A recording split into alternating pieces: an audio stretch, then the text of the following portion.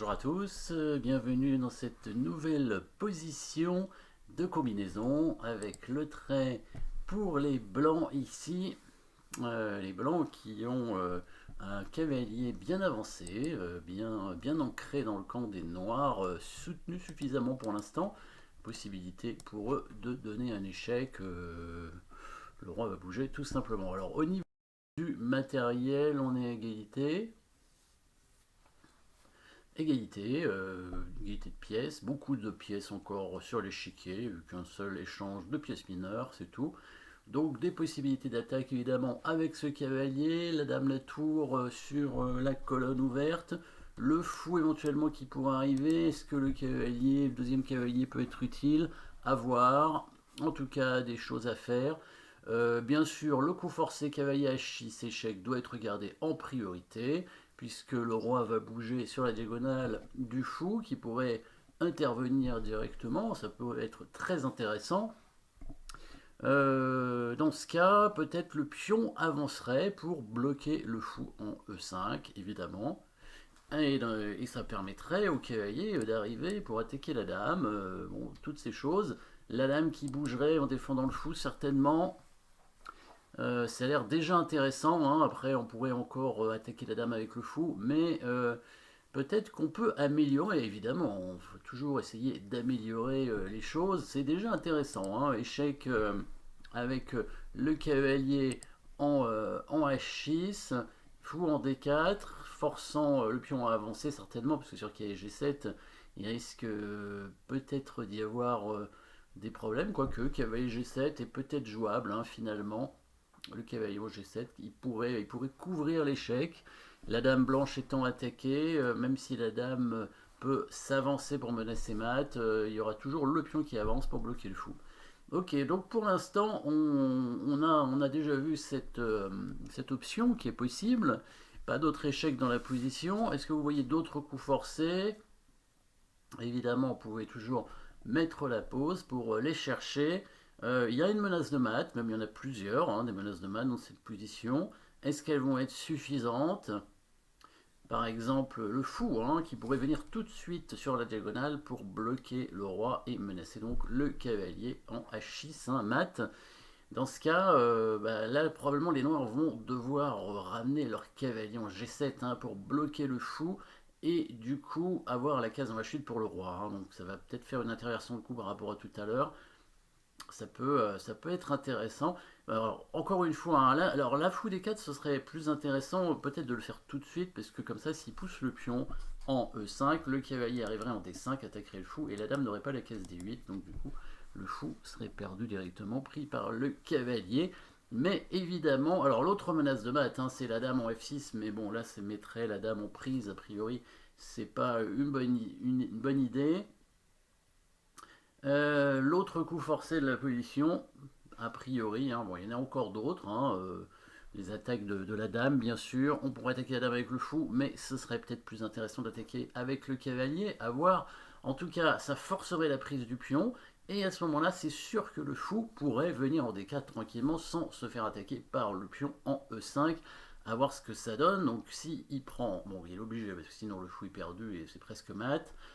Cavalier H6 échec, donc là il va venir en H8. On va mettre le fou en D4, faire échec.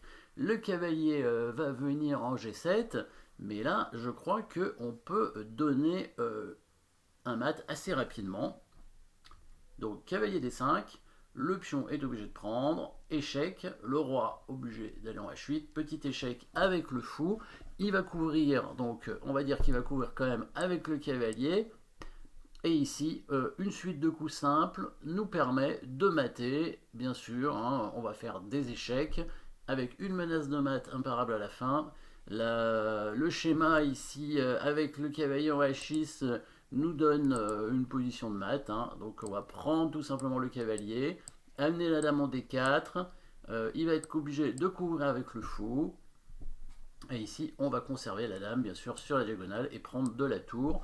Et je pense qu'au prochain coup, il ne peut pas éviter le mat, hein. Ça va être un échec double, hein. Donc il sera obligé de bouger le roi et il n'aura pas de case, donc il est mat. Prochain coup, tour F7, mat. S'il prend la tour, évidemment, on prend avec la dame et c'est mat. Les noirs n'ont pas d'échec, donc ils ne peuvent pas éviter ce mat. Si le roi vient en H8, on peut faire pareil, hein, on peut même prendre la tour pour faire mat. La seule façon peut-être d'éviter le mat serait de couvrir avec le fou ou le cavalier peut-être, mais on va dire le fou plutôt, en F6. Et là, mettez la pause pour trouver la suite gagnante. Bon, ouais, la suite gagnante, je pense que la prise avec le pion est déjà gagnant, mais on va essayer de faire mieux, évidemment. On va essayer de mater ici, puisqu'on a le fou et le cavalier, on a une batterie sur le roi. Et ici, on va mater de façon imparable en quelques coups. Bien évidemment, prise du pion est jouable, hein, mais il y a mieux, bien évidemment. Avec le fou sur la diagonale, on va le conserver pour faire mat. Hein. Il suffit du fou et du cavalier. On prend avec la dame, oui, échec. On prend avec la dame, il va reprendre la dame avec le cavalier ou la tour. Et là, toujours dans la même idée, hein, on conserve le fou et on prend avec la tour, toujours en menaçant mat, attaque à la découverte avec la tour, double échec, hein, du coup, donc s'il attaque le fou, ça ne sert à rien, puisque comme on fait double échec, bon, bah, il est obligé de bouger le roi, comme il n'y a pas de case, il est mat. S'il prend la tour, évidemment, il est mat directement avec le fou. Est-ce qu'il a un coup pour parer la menace? S'il bouge son rang en G7, il est mat avec la tour en F7. Double échec, mat. Donc le seul coup peut-être pour éviter le maton à coup, non, non. Tour G8, n'évite pas le maton à coup, je pensais que ça pouvait couvrir l'échec avec le tour, mais évidemment vous avez vu le maton à coup des blancs dans cette position, hein, cherchez-le si vous voulez le trouver. Maton à coup, hein, sinon c'est pas bon, hein. Évidemment il y a des matons de coups, tour F7, tour G7, faut prendre G7, on veut chercher le maton à coup, le maton à coup c'est tour F8, et oui, puisque la tour G8 est clouée, donc on ne peut pas couvrir l'échec. Voilà, donc ici, pas de solution pour les noirs pour éviter le mat. Donc jolie petite combinaison hein, avec le cavalier qui arrive en D5 directement. En fait, c'est mieux de le faire tout de suite pour le forcer à prendre. S'il prend pas, on prend le fou sur échec et puis après, bon, ça va être pratiquement mat. Ça l'oblige à prendre, donc c'est une sorte de déviation hein, du pion. Échec. Ensuite, on ramène le fou, on joue sur le clouage ici, tout simplement. Bon, clouage qu'on va pas vraiment utiliser puisque c'est plutôt une attaque à la découverte après hein, qu'on va faire avec la tour qui menace le double échec. Et ici aussi une attaque à la découverte si jamais il court avec le fou, on sacrifie et attaque à la découverte ici avec un mat. Donc avec ce schéma, le fou et le cavalier hein, dans le coin avec le roi dans le coin ici qui donne tout simplement mat. Voilà, merci d'avoir suivi cette position et à très bientôt.